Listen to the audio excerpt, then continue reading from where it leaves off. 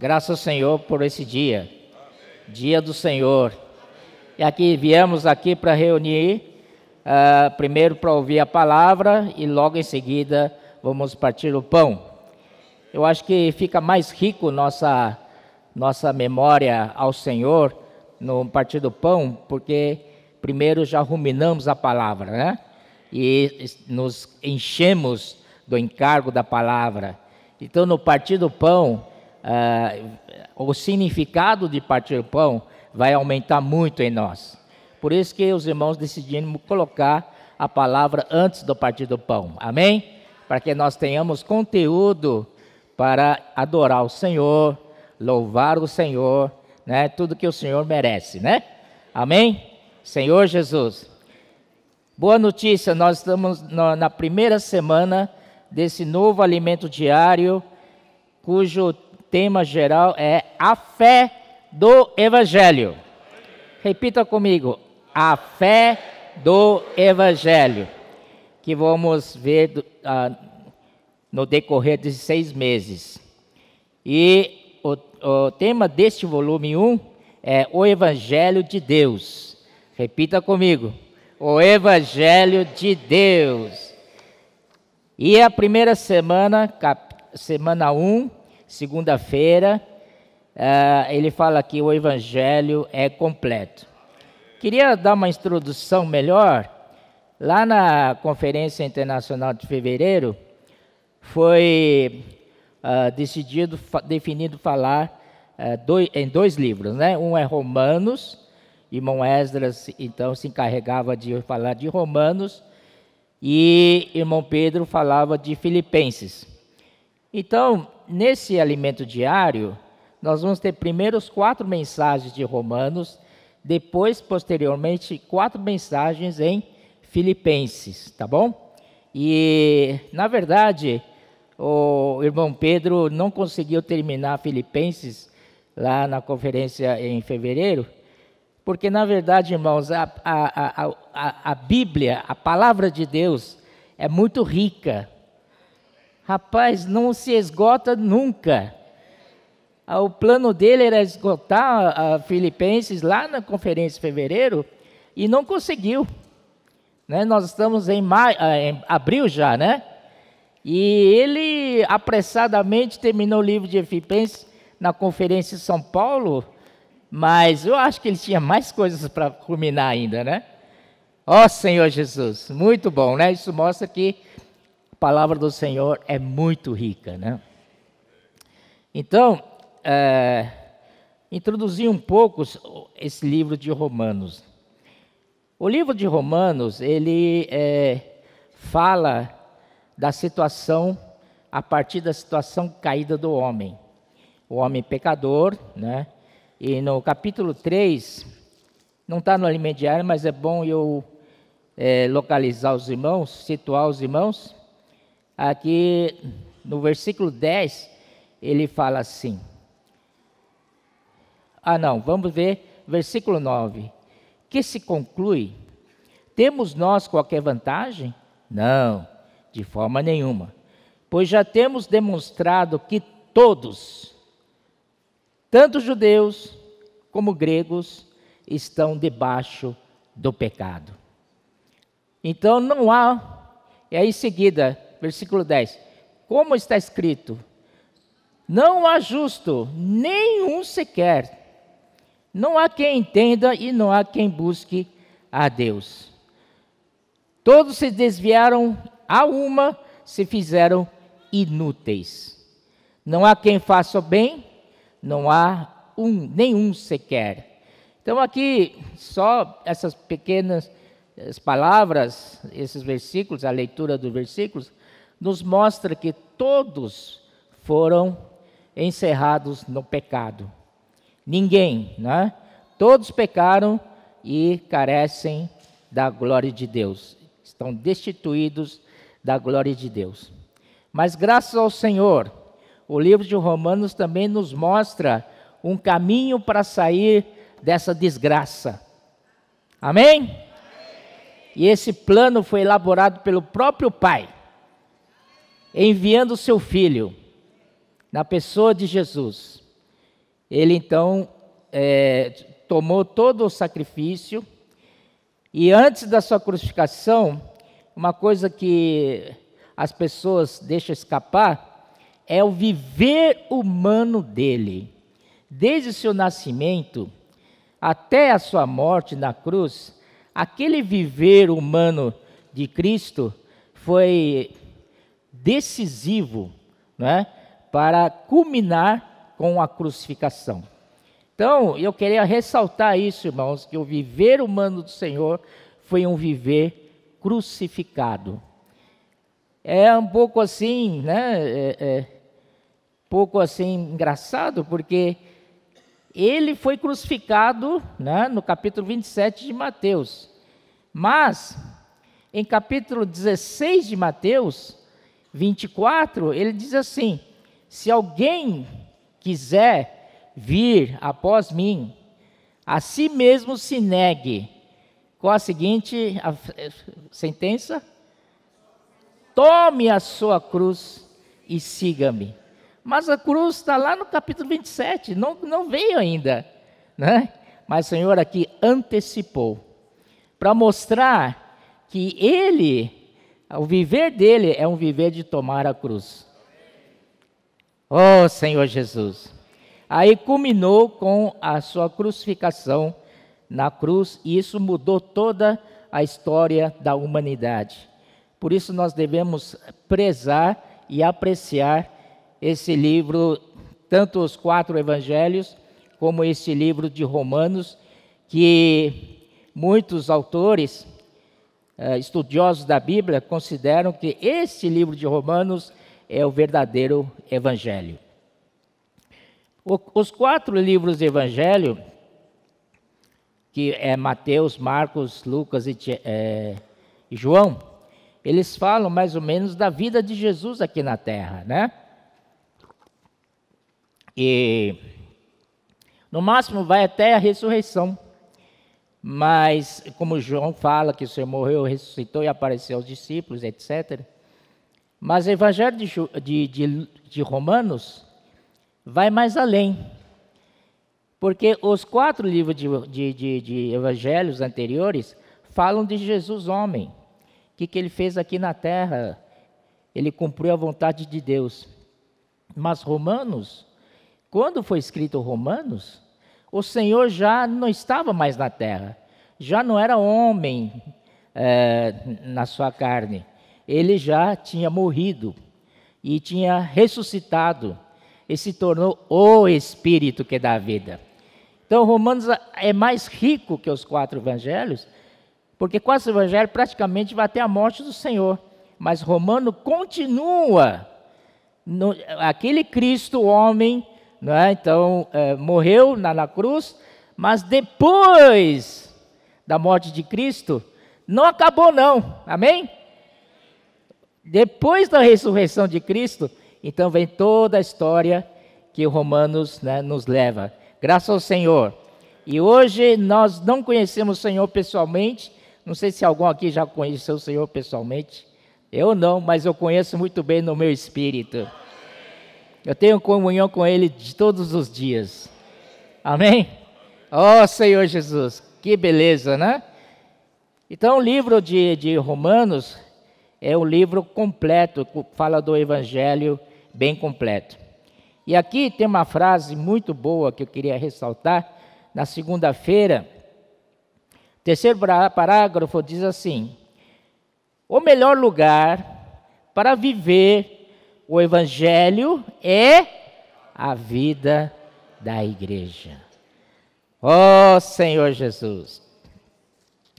Então, irmãos, nós, aqui, a igreja é que deve cumprir o mandato do Senhor. Amém? Nós é que devemos, o Senhor nos deu a comissão de pregar o Evangelho a todas as criaturas. Em Mateus 28, 19 e 20, olha só o que o Senhor fez após a sua morte, né? Ele deixou aqui um mandamento. Mateus 28, 19 a 20 fala assim: ide, portanto, Fazei discípulos de todas as nações, batizando-os em nome do Pai, do Filho e do Espírito Santo. E eis que estou convosco todos os dias, até a consumação do século. Mas como o Senhor já foi para a cruz, né? Como que ele pode estar todos os dias até a consumação do século? A resposta é que hoje Cristo é Espírito. E como Espírito, ele pode estar conosco todos os dias, passa ano, entra ano, né? E até a consumação do século, o Senhor está conosco.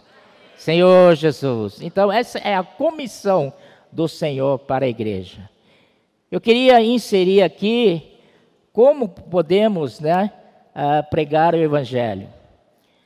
Porque em livro de Filipenses, Paulo fala para os filipenses que eles são participantes do Evangelho junto com Paulo, na defesa do Evangelho, na confirmação do Evangelho, no progresso do Evangelho.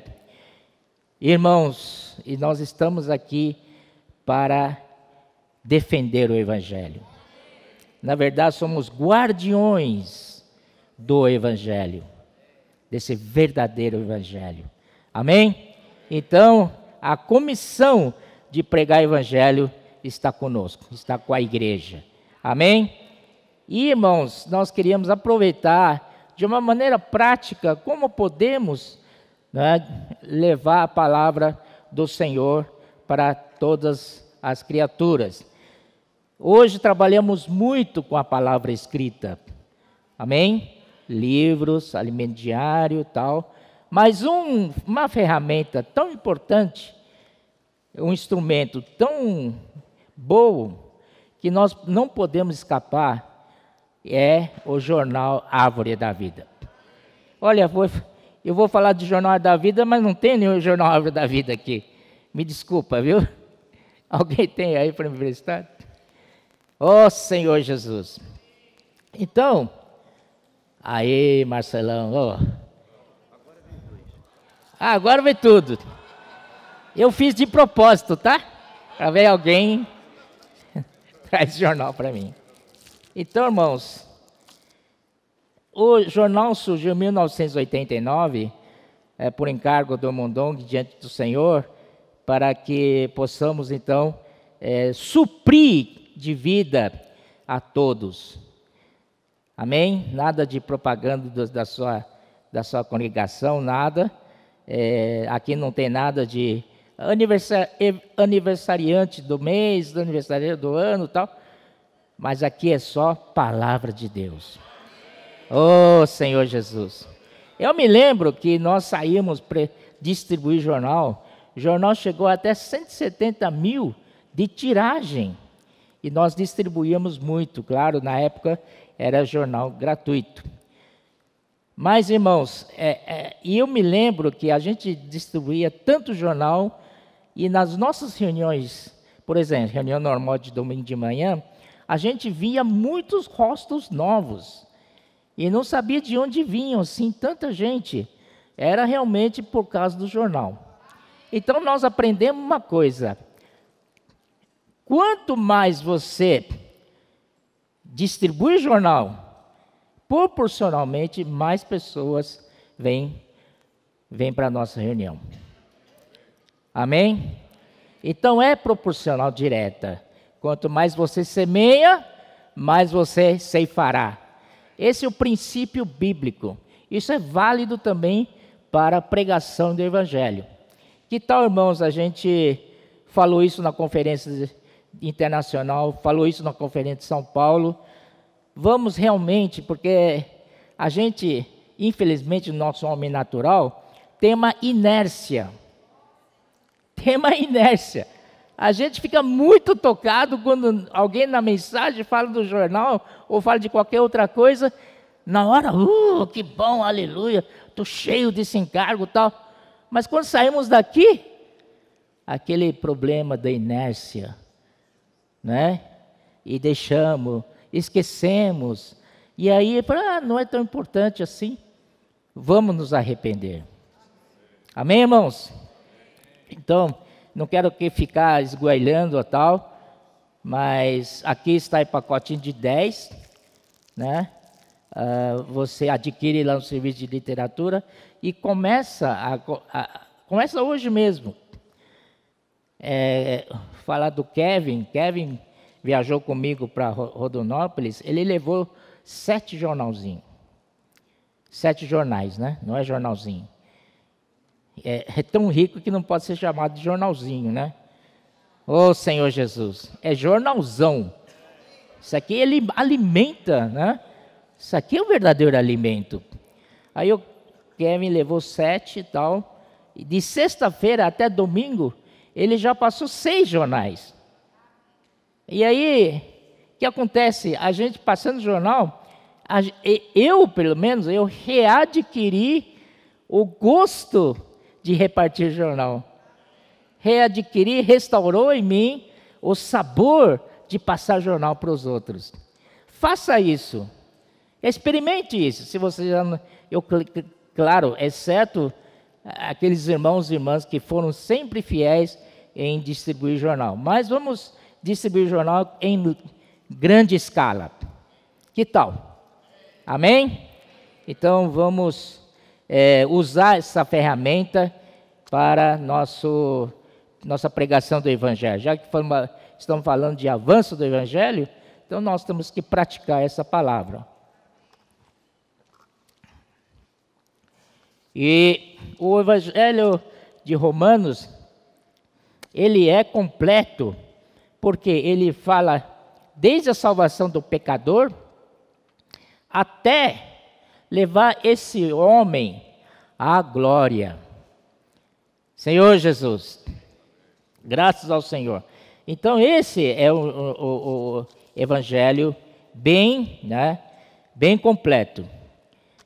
Ele passa por, olha só, quantos itens aqui, né? Ele fala assim, na quarta-feira, último parágrafo da semana 1, o livro de Romanos pode ser resumido em Deus fazer de pecadores seus filhos.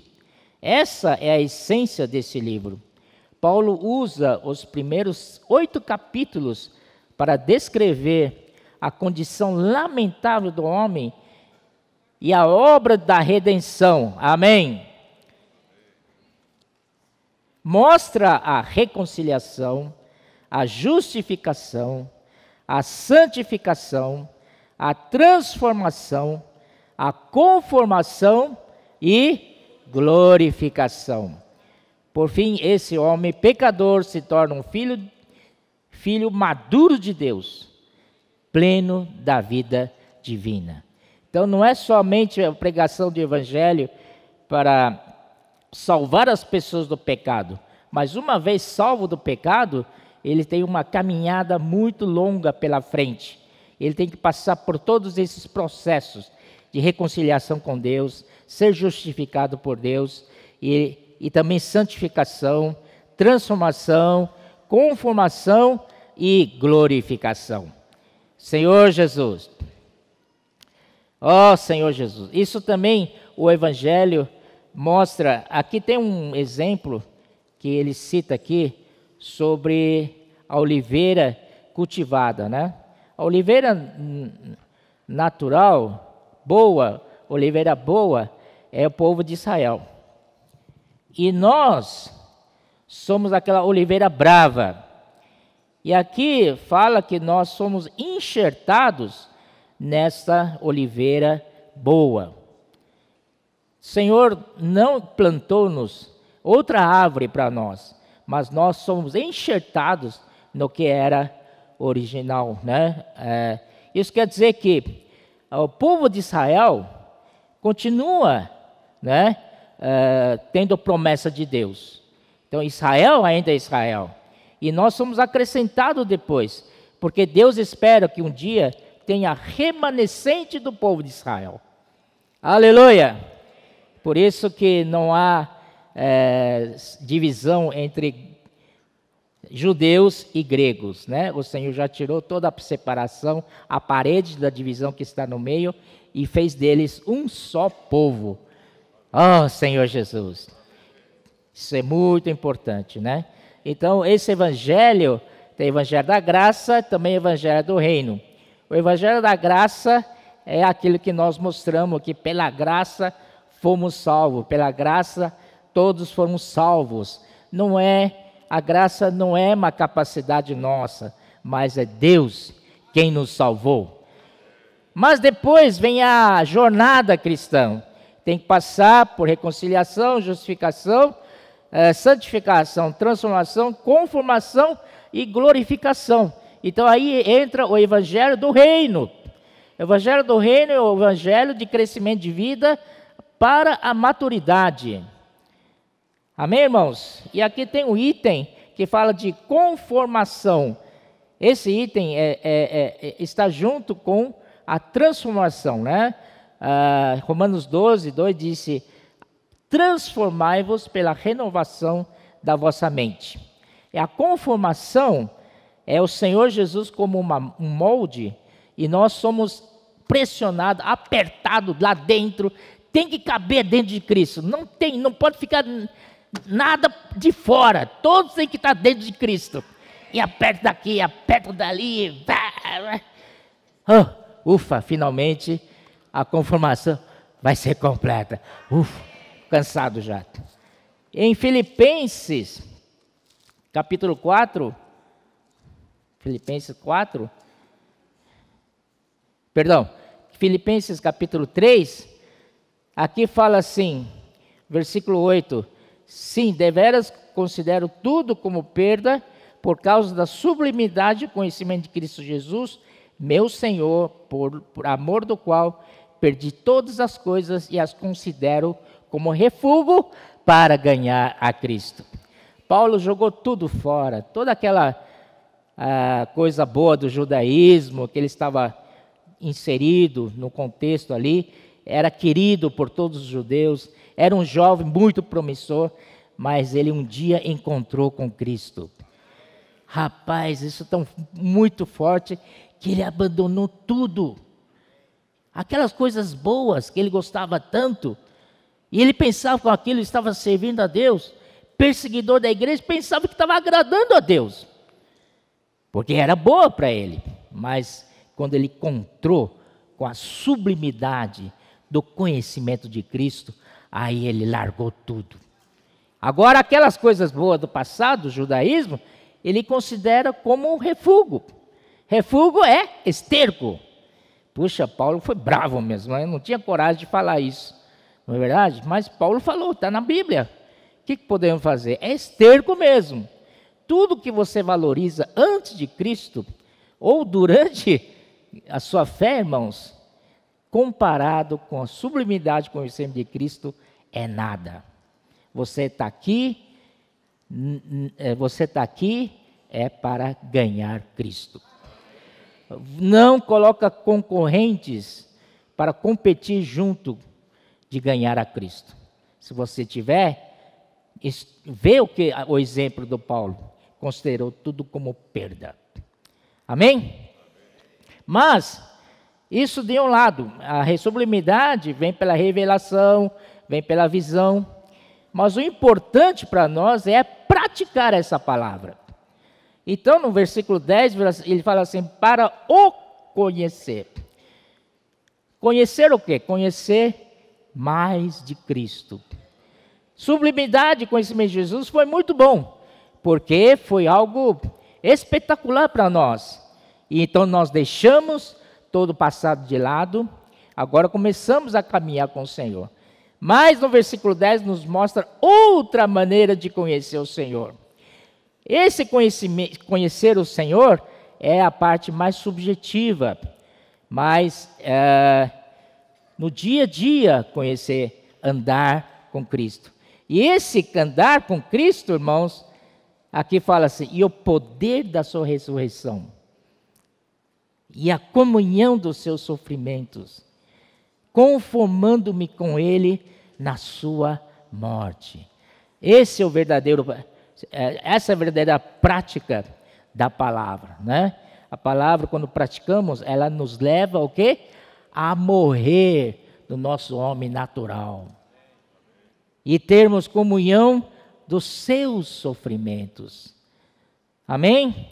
E terceira frase, conformando-me com ele na sua morte.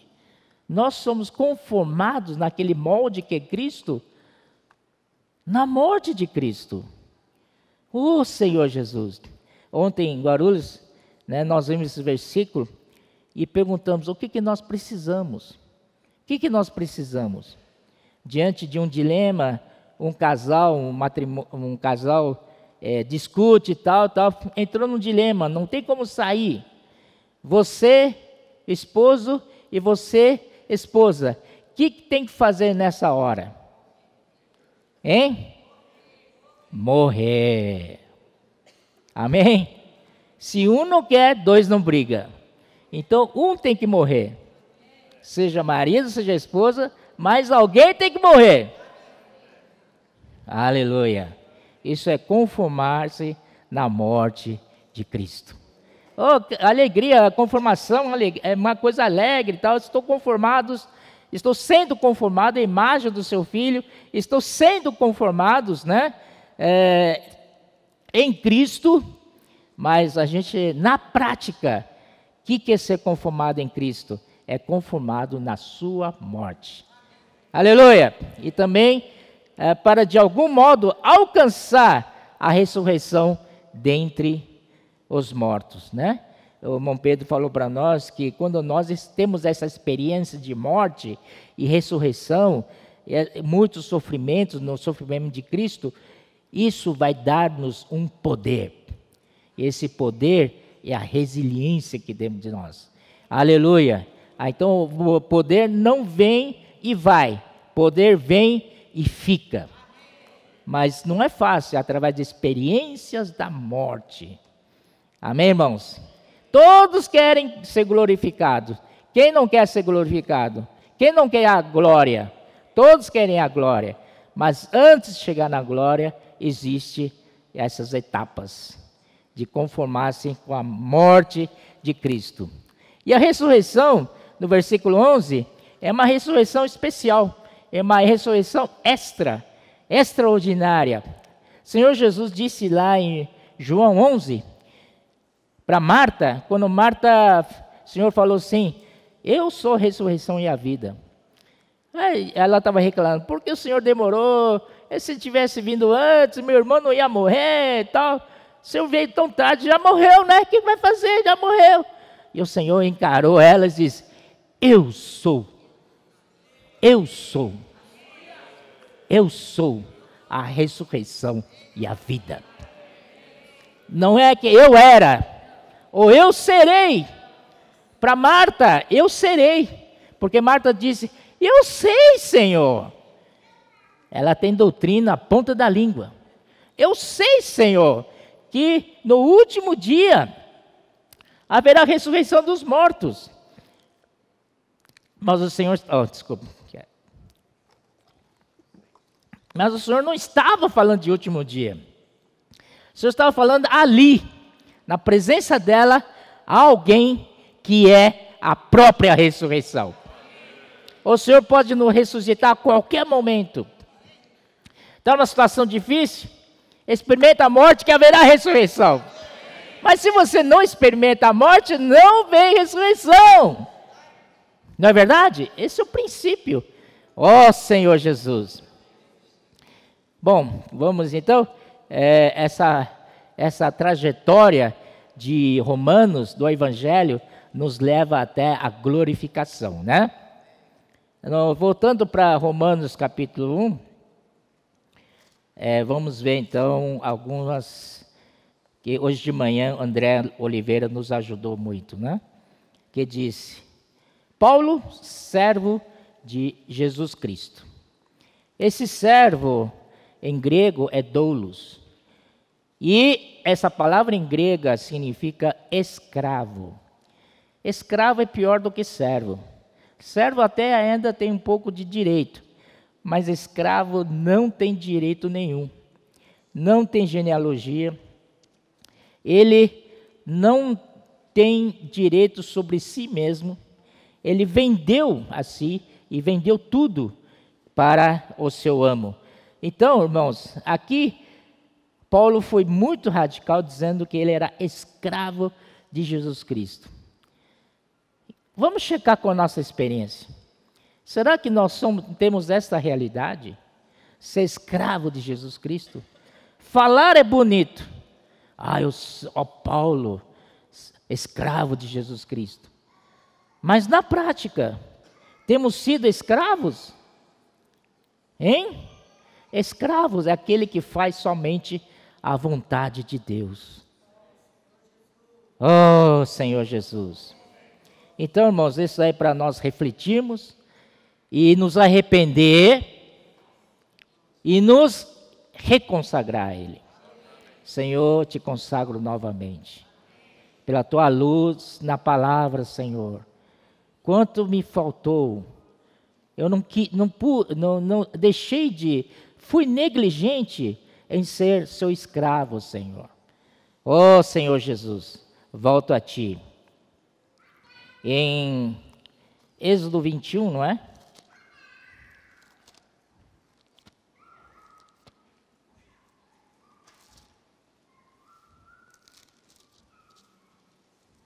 Opa, o tempo corre, né? O tempo não perdoa. O Êxodo 21. Aleluia.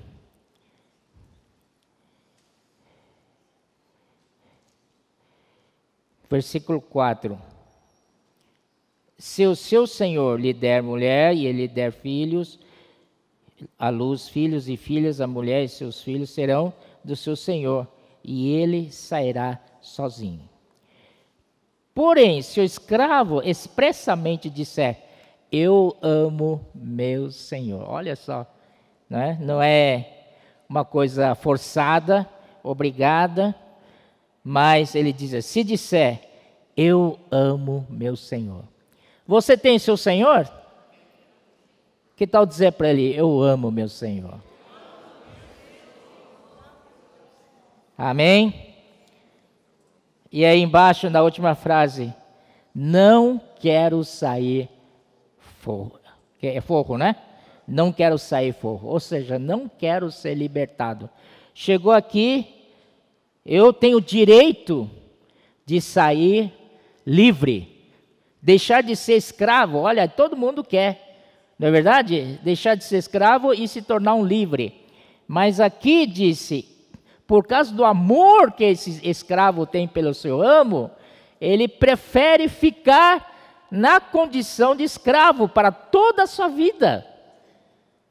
Oh, Senhor Jesus, que o amor do Senhor nos toque bem forte, que sejamos escravos dele para o resto da vida nossa. Isso não é porque o Senhor nos obriga, o Senhor nunca nos obrigou, mas é a nossa reação, nosso reagir, né, a sua palavra, ao seu amor, que tanto nos amou, e falar, Senhor, eu amo a ti. Eu não quero sair fogo. Em Deuteronômio 15, 16.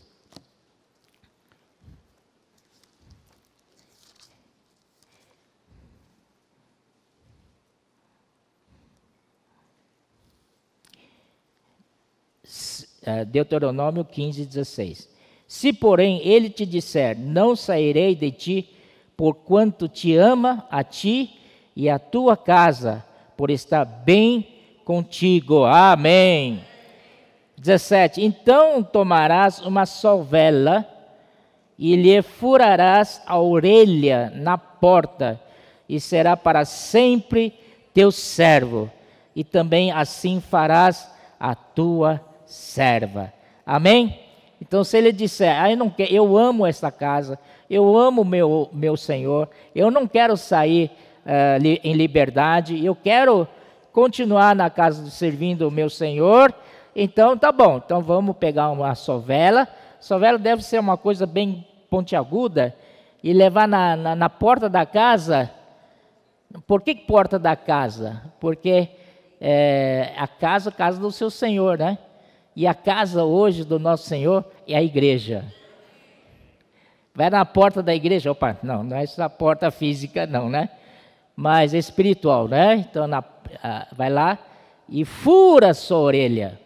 Então, essa é uma marca que você pertence a esse Senhor. Amém? Irmãos, eu pergunto, nós temos essa marca? Eu acho que temos, né? Mas essa marca precisa ser mais visível. Todos nós precisamos carregar essa marca para mostrar a pessoas que nós somos diferentes. Nós somos do Senhor, para testemunho dEle. Amém, irmãos?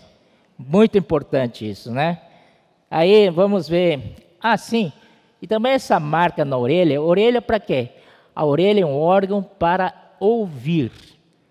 Ouvir a palavra de Deus. Ouvir a palavra da fé, né? Então, ou seja, para você ouvir e obedecer a voz do seu Senhor. E isso também deu origem aos brincos das irmãs, né? Aqui as irmãs têm a orelha furada, né, tal.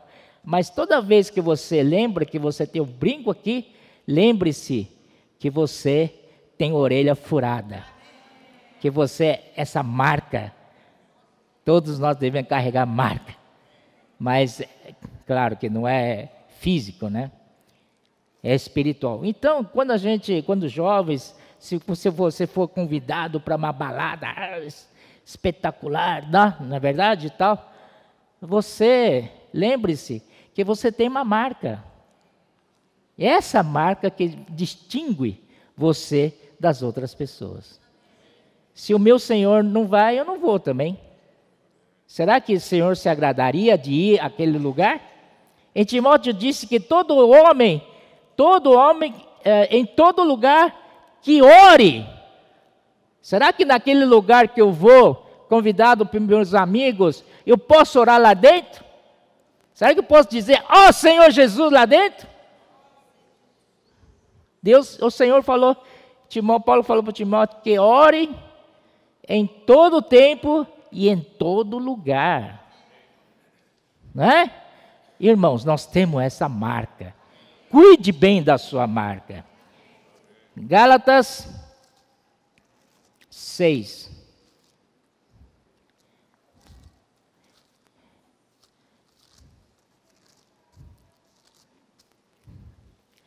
Gálatas 6:16. Gálatas 6:16.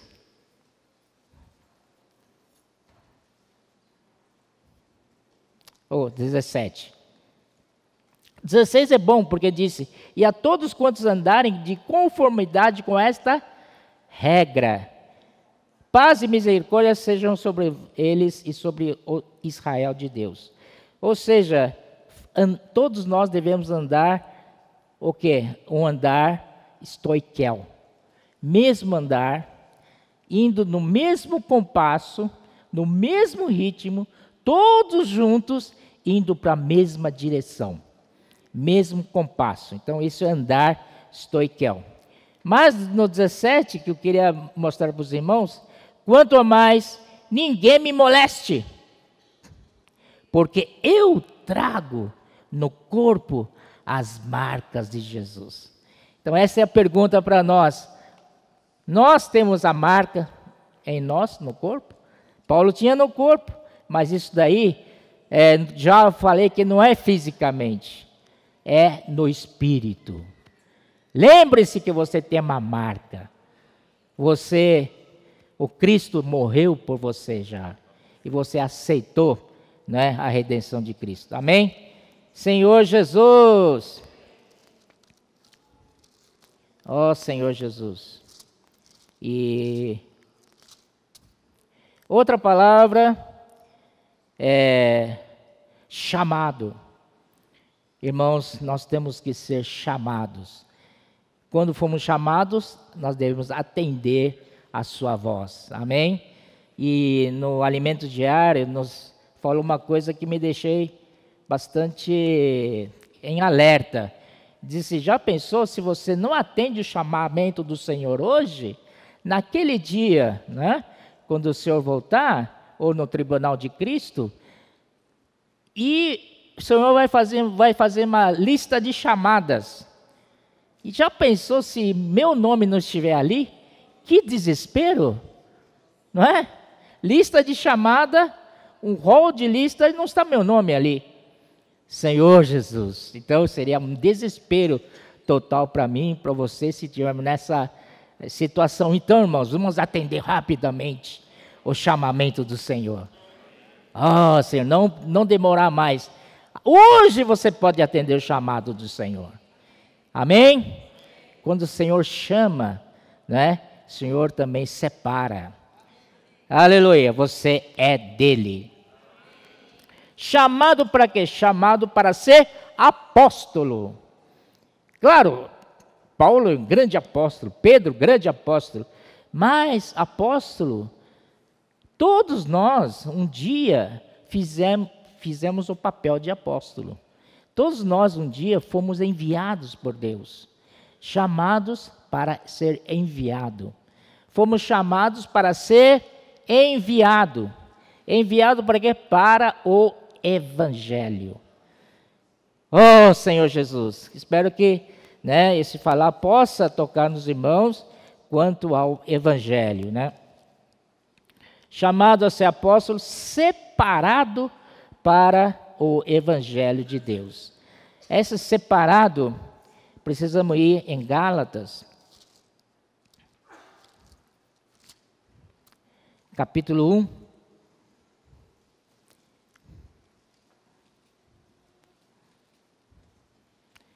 Versículo 12 em diante, ele diz assim: porque eu não recebi, nem o aprendi, está falando do Evangelho, nem o aprendi de homem algum, mas mediante a revelação de Jesus Cristo. Porque, versículo 13: quando, porém, ao que me separou, Deus me separou.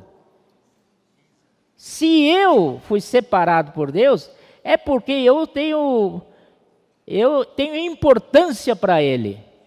Todos nós temos importância para Ele. Ao que me separou antes de eu nascer, e me chamou pela sua graça.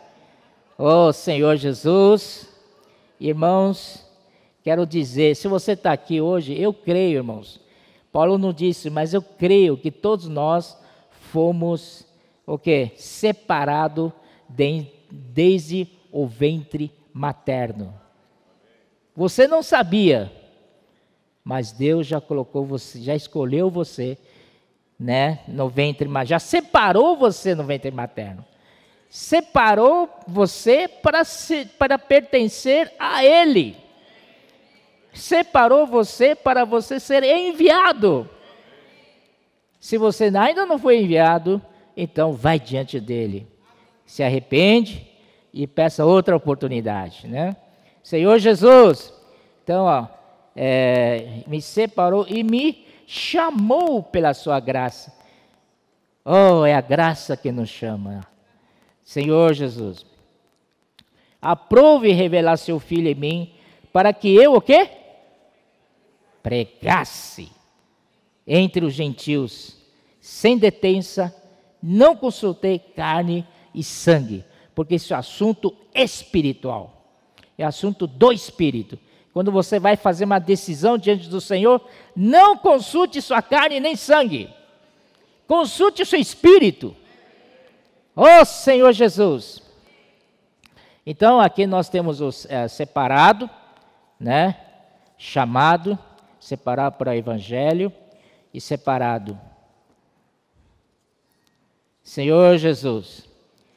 Aí, quando falou sobre,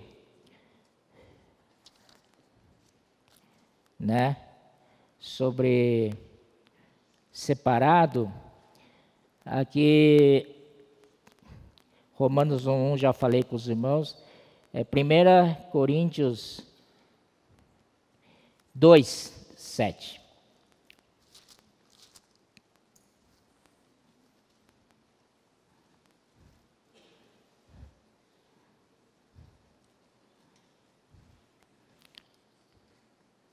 Para isso, 1 Timóteo 2, 7. Para isto fui designado pregador e apóstolo. Afirmo a verdade, não minto, mestre dos gentios na fé e na verdade. Fui designado a pregador. Esse pregador, né, em grego, tem o sentido de, em português traduzido seria arauto. Nós somos aqueles arauto, né? Antigamente não tinha jornal, não tinha revista, então quando tinha alguma coisa do rei, então mandava esses arautos com suas cornetas, ia na praça da pública e reunia as pessoas da cidade e anunciava, né, as boas novas, coisas que a decisão do reino. Então hoje essa figura de arauto somos nós.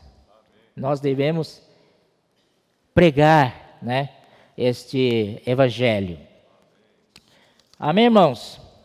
Eu acho que é suficiente que nós precisamos, né? E ainda há um versículo que eu queria falar com os irmãos. 1:16, Romanos 1:16.